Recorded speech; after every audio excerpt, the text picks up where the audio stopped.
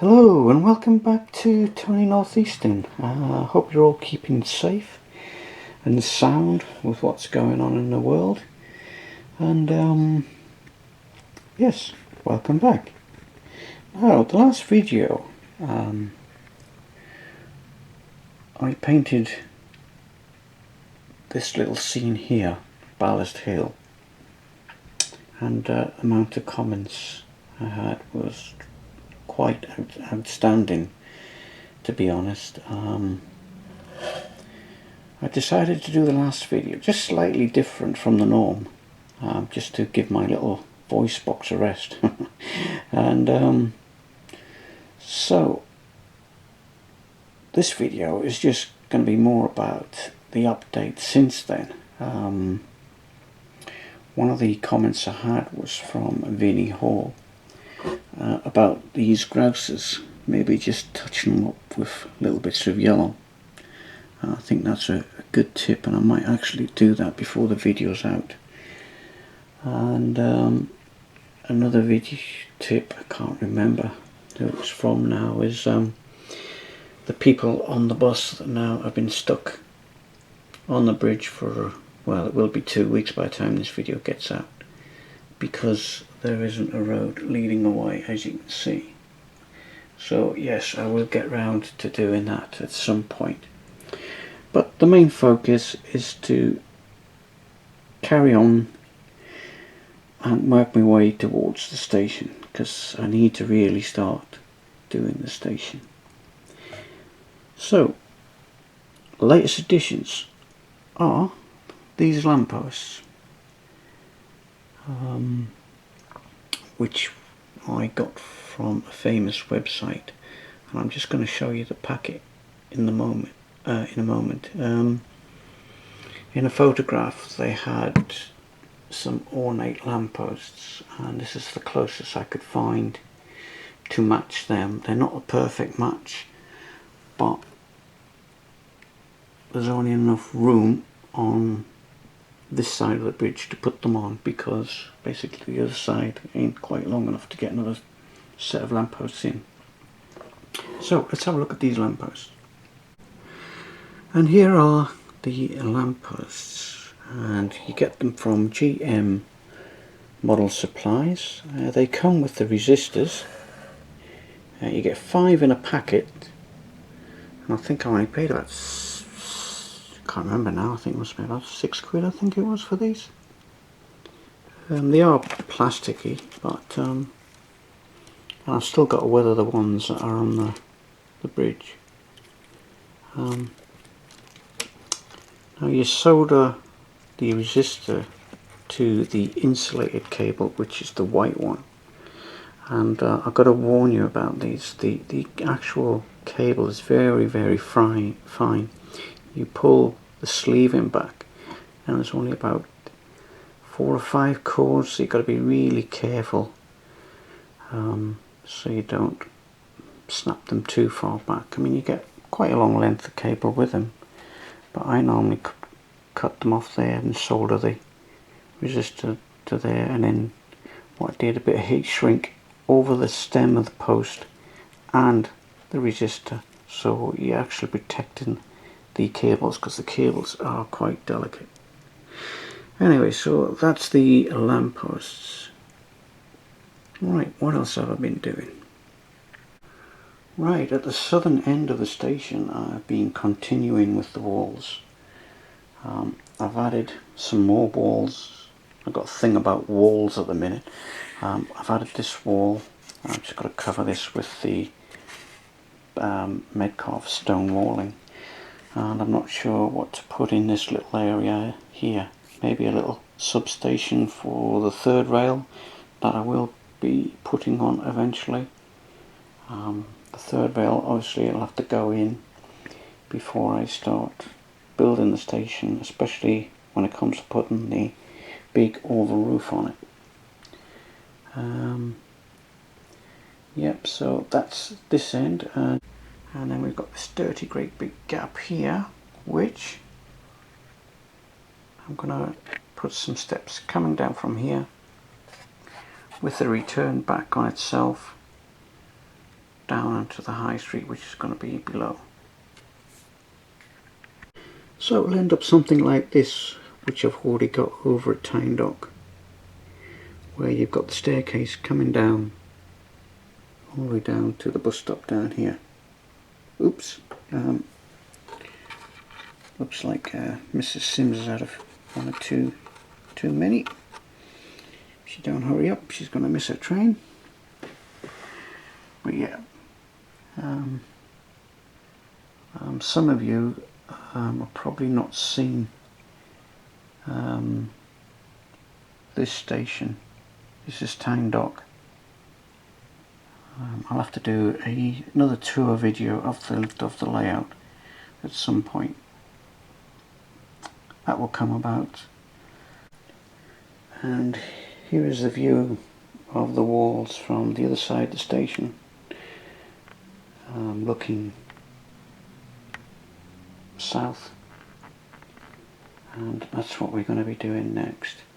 I want to finish off the walls here and up to this point here and here, just finishing off the capping.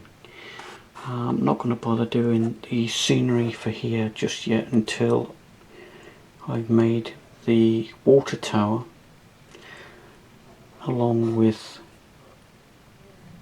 a building I'm putting there. I'm not sure what I'm putting there yet, but once I've made a decision on these two buildings here, then I'll do the greenery to suit. Otherwise I might end up chopping it. I don't want to do that when it's already been done. So Vinny, I'm just using a little bit of acrylic yellow, very tiny amounts, and just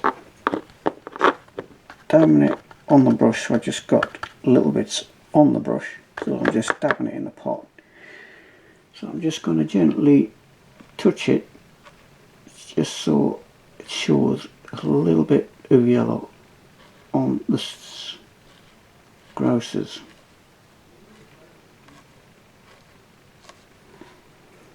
Very small amounts.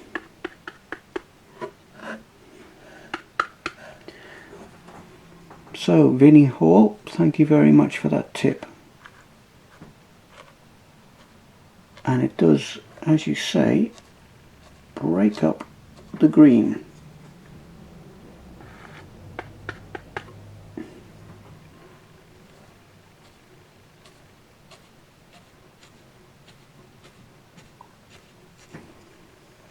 Meanwhile, back at Hadrian's Wall, I'm beginning to call this Hadrian's Wall because there's so many of them now.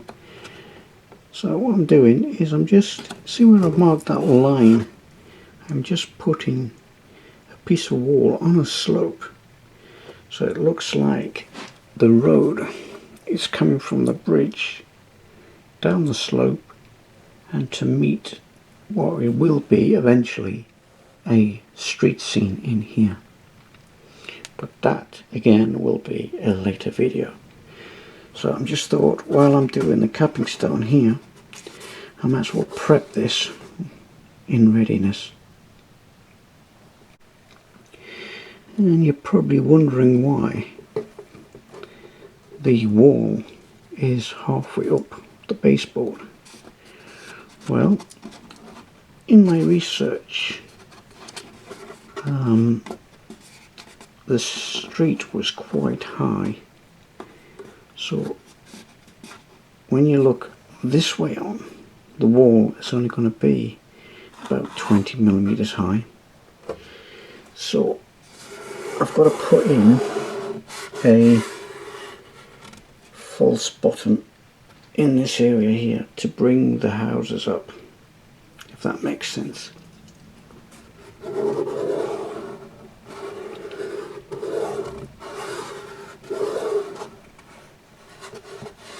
Hence why we have a gap underneath the wall here.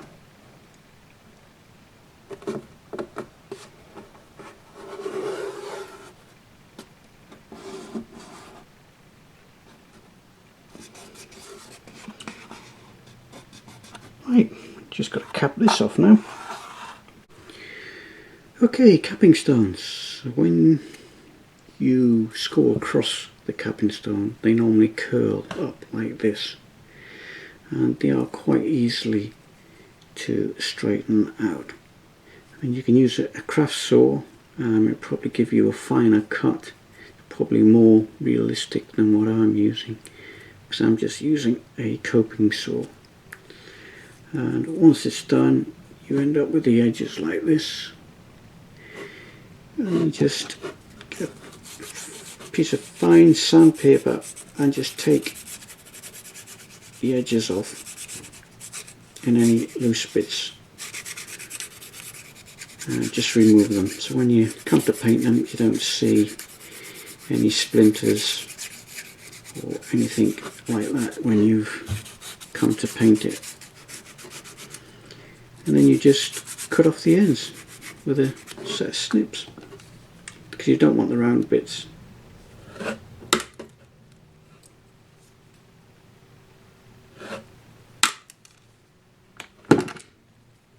Now, because these walls are curved, you can't put it on in a straight line, because as you can see it just goes over the edge. So what you have to do is just lie it on, see where it starts to come away from the wall, and just take it back 1 or 2 slabs off the top, say about there, and then just snap it in 2, and then get your sandpaper and just shape it to the angle you want to bring it back in line with the wall.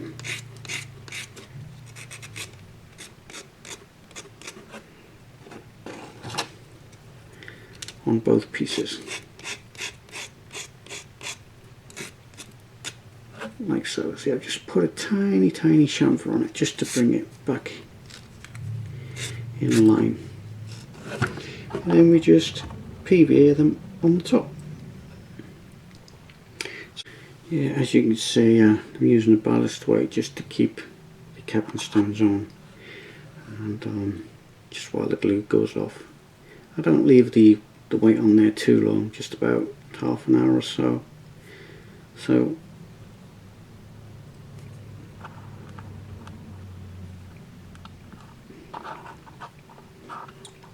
this one just does not want to lie flat.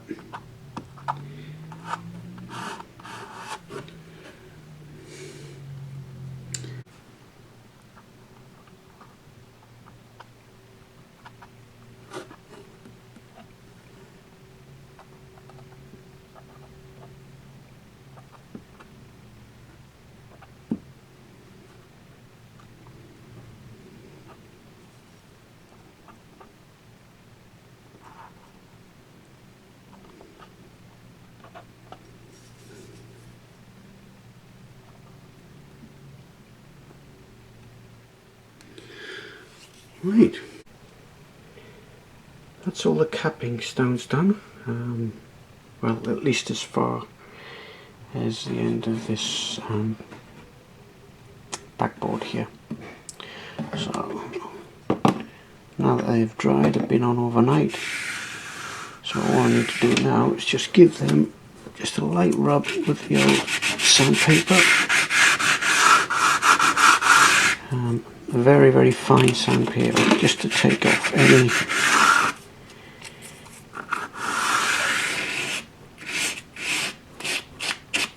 sharp edges and any splinters, ready for painting. So that's not a bad job, that. Right, regarding this edge here, I'll just stick a very thin piece of card along that edge just to replicate this continuing. But right, now it's time to paint the capping stones. Okay, I'm almost ready. I've masked off this little bit here with a bit of masking tape, because I don't particularly want to get any paint onto the platform. And here's the colours I'm going to be using. So I'm going to be mixing a little bit of white and yellow together, a little bit of black and white together, and I'm just going to use the green to represent the mould on the walls. So first of all, I'll just mix a little bit of this white and yellow together, and that's going to represent the lime on the walls. So I basically just want to push the lime into the grooves that we've already cut.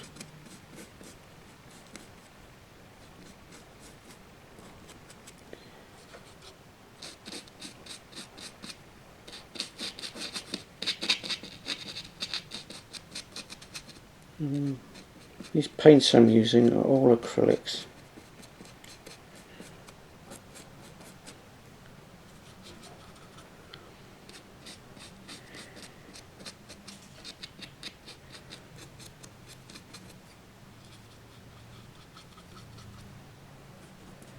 Just making sure it goes into the grooves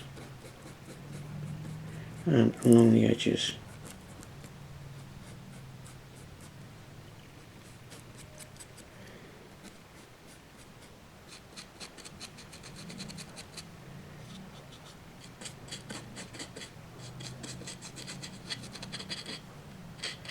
Let that soak in for a little bit before we start applying the greens and the blacks and the greys.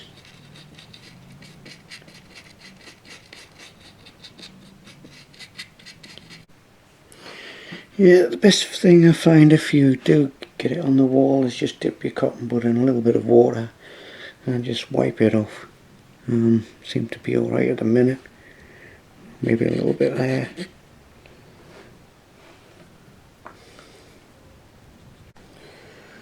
Right, okay, I've gone from here to at least to that bridge, so now we can start adding some highlights. Okay, so you mix up your black and white to get a reasonably good grey and just go across, just picking out the odd slab.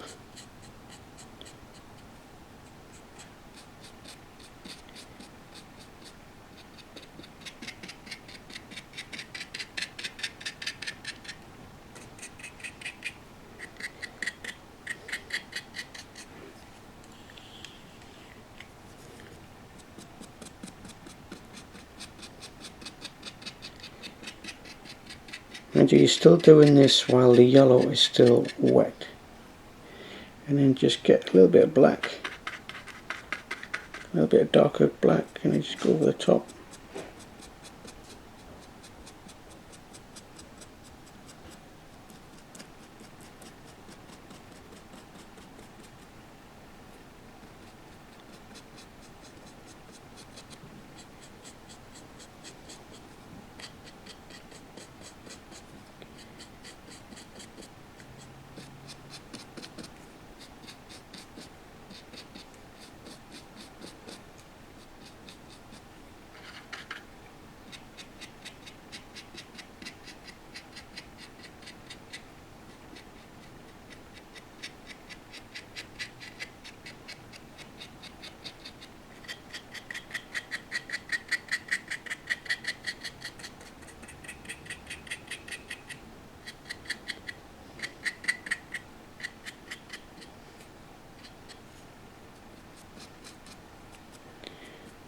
Okay, and then now it's the chance to add a little bit of green, but mix it in with a bit of white.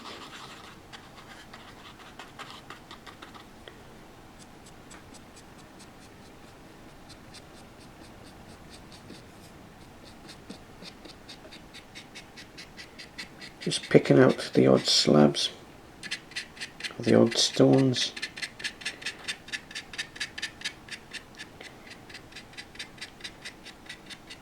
So they're not all the same colour.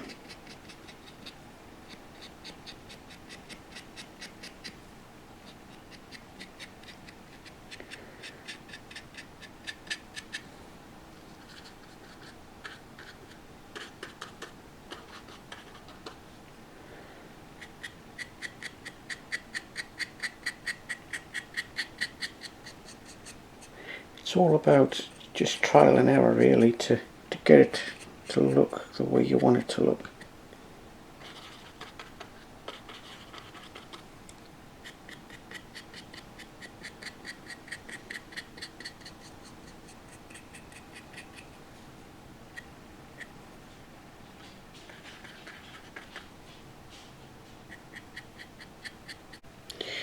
And if you think they're getting a bit too dark, just add a bit of white and always go across.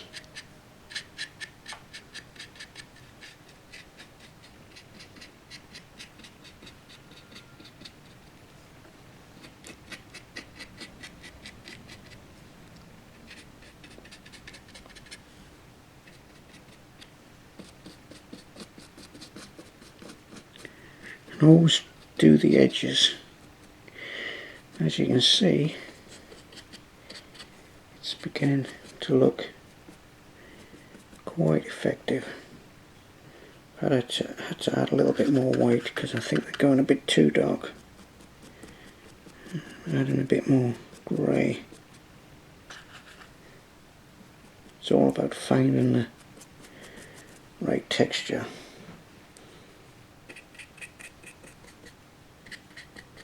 And also trying to get it to blend in with the rest of them.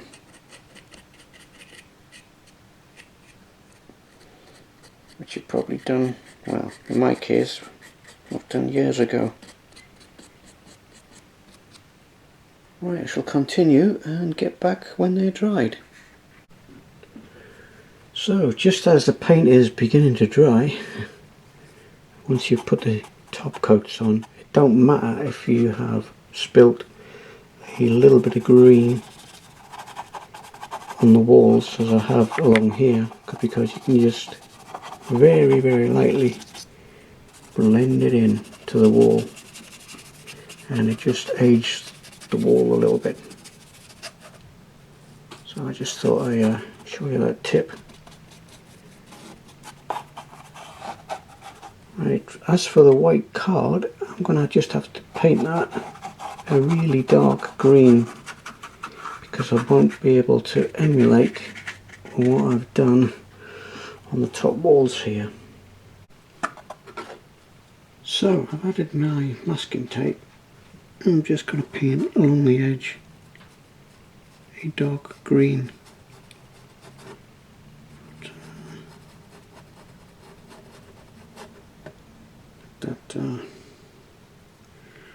Try and match what's on the wall. It's not going to be easy because it's a different texture to the wood.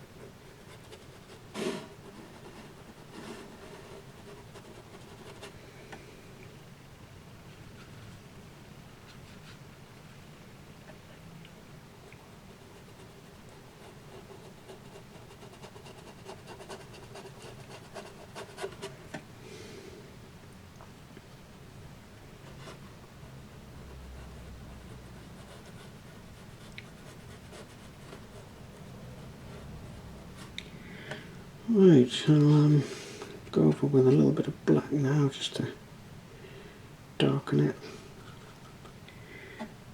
in a few places, just on the top edge. It's looking alright.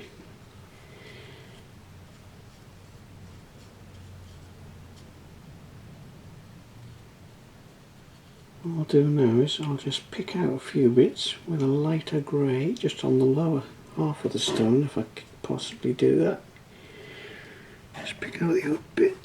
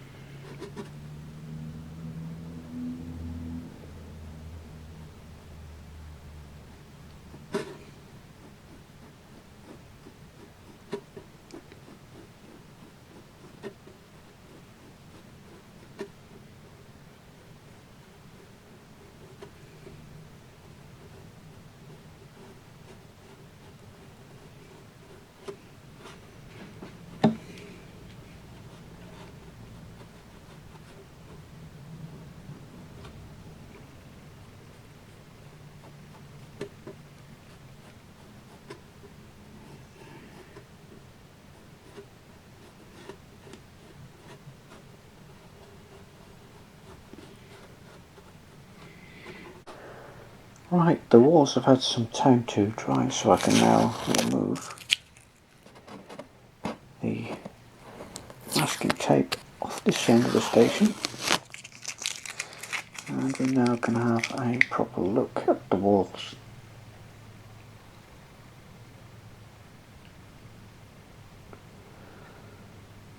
Right, that's a good job done, that is.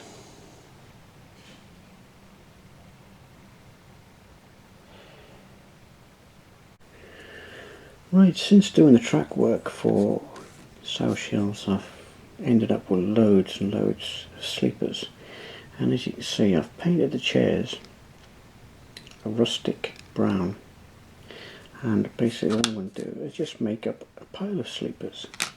So with an old pair of scissors, just cut the sleepers off, cut off the tabs,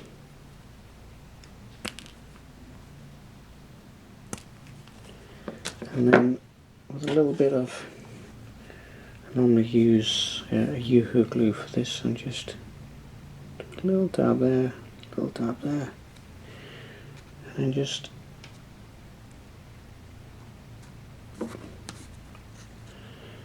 glue them in between a set of sleepers already.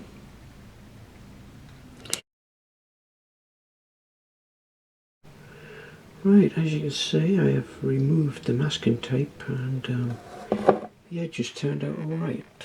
Quite pleased with the way the edges turned out.